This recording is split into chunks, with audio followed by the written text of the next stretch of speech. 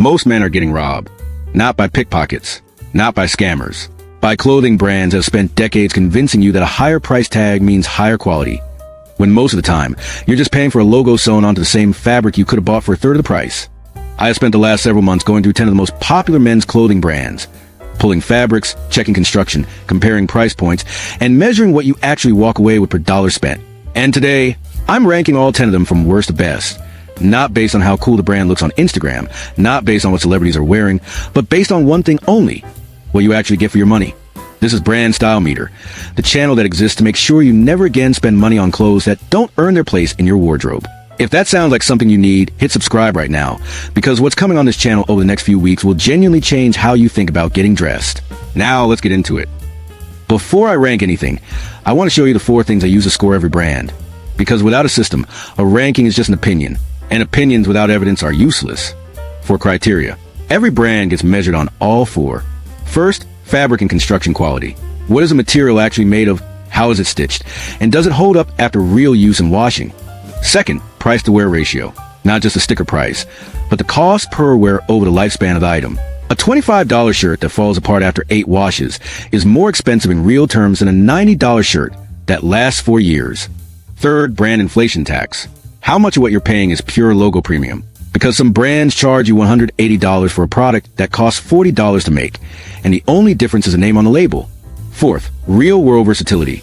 Can you actually build outfits around this brand? Does it work across different contexts? Work, weekend, dinner travel? Or does it only function inside one very specific aesthetic? Every brand you're about to hear ranked goes through all 4. Let's start at the bottom. Brand number 10, Ed Hardy and the Legacy Hype tier. I want to use Ed Hardy as a representative of an entire category brand, what I call the Legacy Hype tier. These are labels that peaked culturally at some point in the past, built an identity around that moment, and have been coasting on it ever since. The quality here is not the issue. Exactly. The construction is fine. The materials are mid-range, but you're not paying for the shirt. You're paying for a feeling. Specifically, the feeling of 2007. And that feeling has a markup of about 200 to 300% above what the actual product is worth. The versatility score is nearly 0. You can't wear a heavily branded graphic-heavy piece into most professional environments, most date settings, or most situations where you want to look like someone who has developed taste past the age of 19. These pieces trap you inside a single aesthetic that most men will age out of, and when that happens, the resale value collapses.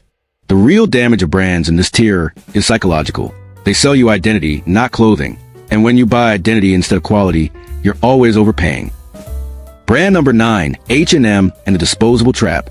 H&M is a different kind of problem. Where the Legacy Hype tier overcharges you for nostalgia, H&M undercharges you in a way that actually ends up costing more in the long run. Here's the math, and I want you to actually think about this. A shirt at H&M costs you around $20 to $30. Sounds like a win, but the fabric, typically a thin polycotton blend, starts pilling, fading, and distorting after roughly 8 to 12 washes. Let's say you get 15 wears out of it before it looks visibly worn out. That's about $1.50 to $2 per wear. Now, take a mid-range shirt at $85 to $100, a brand we'll get later in this list, made with a tighter cotton weave and reinforced stitching. You wear that shirt 60, 70, 80 times over 2 or 3 years. You're now at $1.25 per wear or less. The cheaper shirt was more expensive. That's a disposable trap. You keep buying because things keep wearing out, and the cycle eats your money quietly without you ever noticing. H&M also scores poorly on construction. The shoulder seams shift. The collars lose shape. The hems pull. None of this is dramatic at first. It's gradual. And that's exactly how they keep you coming back.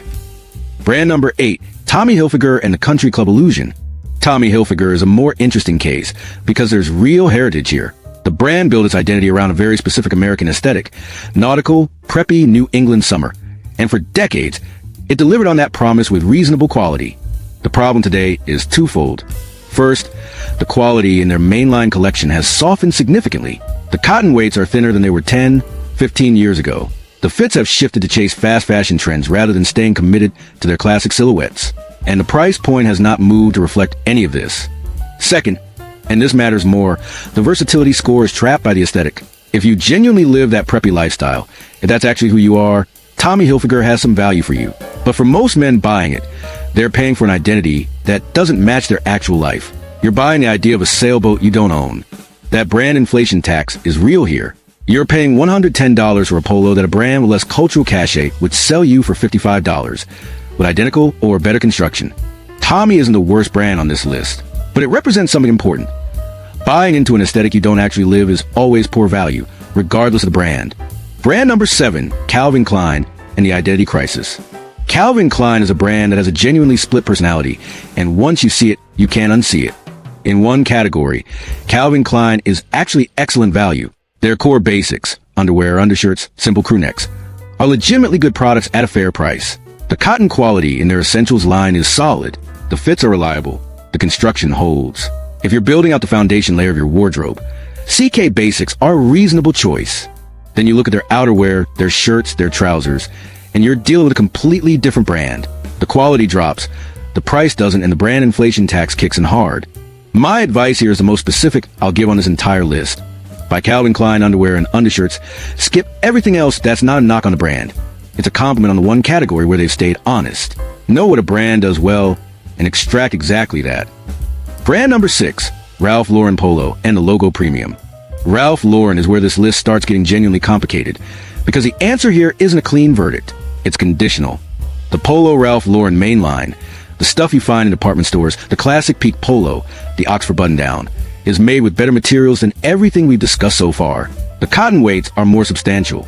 The construction is more careful. These are clothes that, if you treat them properly, will last several years. But here's the number that matters.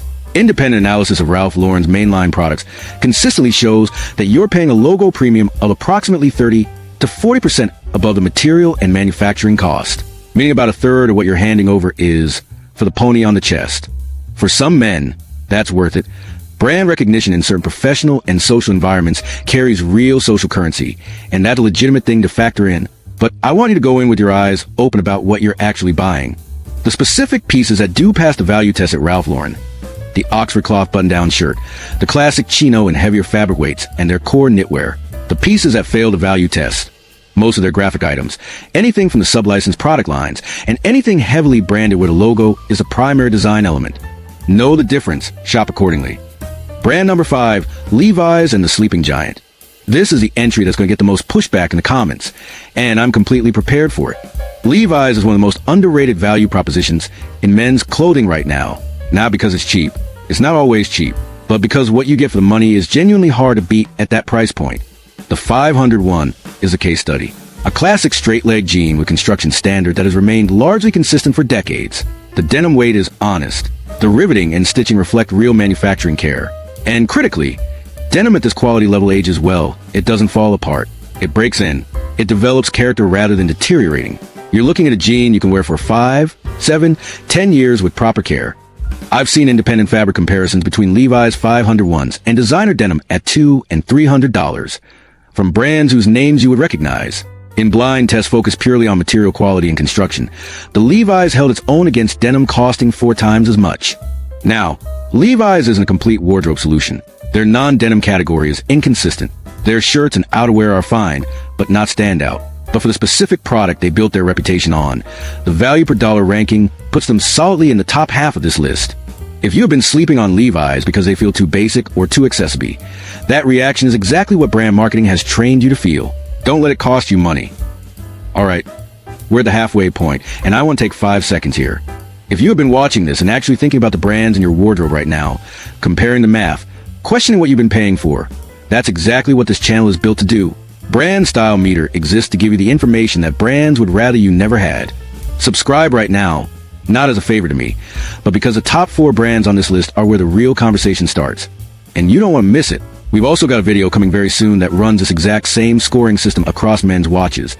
And the brand that comes in last will genuinely surprise you. Number 4 is coming up, and it might be the single most actionable brand on this entire list. Brand number 4, Uniqlo and the infrastructure brand. I want to give you a framework for thinking about Uniqlo, because just saying Uniqlo is good value doesn't do justice to what they've actually built. Think about your wardrobe as a structure, their foundation pieces, the items that everything else is built on top of: plain tees, base layer knits, simple trousers, clean outerwear, and neutral tones. These are the pieces that make everything in your wardrobe function together. And then there are statement pieces, the things with personality, with character, with specificity. Most brands want you to buy everything from them, including the foundation. Uniqlo has essentially committed their entire identity to building the best possible foundation at the most honest possible price. Their fabric innovation is real and specific. Heat-Tech, their thermal base layer technology, performs at a level that competes with athletic brands charging significantly more. Aerism, their moisture management fabric, is used in basics that cost a fraction of comparable performance wear. Their merino wool knitwear, at the price point they offer it, should not be as good as it is. The brand inflation tax at Uniqlo is close to zero. You are paying almost entirely for product. That is exceptionally rare in this industry. The one honest limitation: Uniqlo doesn't give you personality. The fits are clean and the quality is real, but the aesthetic is intentionally neutral. You need to bring character yourself through fit, layering, and the specific statement pieces you build around their basics. If you can do that, Uniqlo might be the best cost per wear brand on this entire list. Brand number 3, Banana Republic and the timing game. Banana Republic requires a slightly more strategic recommendation because the brand operates on 2 different value tiers, depending entirely on when you buy. At full price, Banana Republic sits in an awkward position. The quality is real, noticeably better fabric weights than H&M or lower-end fast fashion, better construction than Tommy Hilfiger's current mainline output, genuine attention to tailoring details in their suiting and trousers. But the full-price markup puts them in direct competition with brands that offer more distinctive design at similar costs. At sale price, and Banana Republic runs significant promotions with regularity, often 40 to 60%. They become one of the strongest value plays for professional men's clothing in their price category. Their dress shirts, their chinos, and specifically their suits and sport coats become genuinely excellent value propositions at that discount level. The strategy here is patience. Build a wish list, wait for the promotion, then buy intentionally. This is also the brand on this list with the strongest professional versatility score. If you are in an environment where looking polished and put together matters, office settings, client meetings, professional events, Banana Republic at sale price delivers that outcome at a cost that's hard to match. Brand number 2, COS, and what quiet luxury actually means. If you've been paying attention to how men's style has shifted over the last 2 or 3 years, you've heard the phrase quiet luxury. And like most trends, it's been co-opted, diluted, and turned into a marketing term that means almost nothing anymore. But the original idea behind it is actually important in COS. The brand owned by the H&M Group, but operating at a completely different standard, executes it more honestly than almost anyone else at their price point. Quiet luxury, in its real form, means clothing where the quality speaks, and the branding stays silent. No visible logos. No loud graphics. Instead, a precisely cut coat in a fabric that drapes correctly. A trouser with a break that actually works. A knit that holds its structure after washing. COS designs with restraint as the primary value. Their silhouettes are architectural, their color palette is deliberate, and their fabric quality, particularly in their heavier knitwear and structured outerwear, punches well above its price category. The brand inflation tax here is low, because the brand itself is not a status signal in the way Ralph Lauren or Tommy Hilfiger is. You're not paying for recognition, you're paying for design and construction, which is exactly where your money should go. The honest limitation of COS is that it requires confidence to wear. There's no logo telling people your shirt is expensive. The cut and the fabric do that job, which means you need to be someone who cares about how clothes actually fit, not just what they say.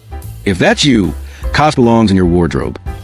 Brand number 1, Suit Supply, and the brand that changes the equation. The best value brand in men's clothing right now, when you run it through every dimension of the scoring system, is Suit Supply. Here's why, and I want to be specific, because this isn't just enthusiasm. Suit Supply's entry point for a fully canvassed or half-canvas suit sits between $400 and $600. That sounds expensive until you understand what full canvas construction actually means. The internal structure of the jacket is built from a floating layer of fabric rather than being glued to the outer shell.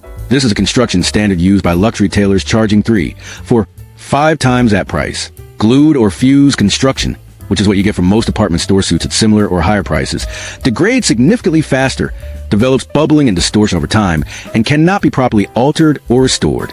At Suit Supply's price point, you're getting tailoring quality that belongs in a higher category. That is rare.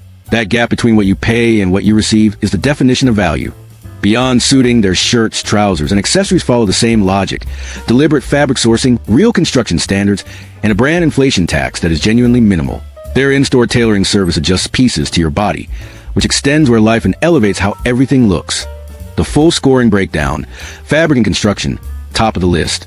Price to wear ratio, strongest on this list by a significant margin for formal and smart casual clothing. Brand inflation tax, low. Versatility, very high for any man whose life includes professional contexts. If you take one thing from this video, one brand, one shift in how you shop, let it be this. Stop paying more for less and start paying deliberately for quality that actually delivers. So that's the full ranking. 10 brands, one scoring system, no hype. The through line across this entire list is the same idea. The brands that win are the ones where you're paying for product, for fabric, for construction, for design. And the brands that lose are the ones where you're paying for feeling a logo or a cultural moment that's already passed. That's what Brand Style Meter is here to do every single week. Cut through the noise and tell you exactly what your money is actually buying. If this video gave you something useful, subscribe now, because next up, we're running this exact same system across men's watches. And the brand that finishes last is one that almost every man in his 20s has considered buying. You do not want to miss that one. I'll see you in the next video.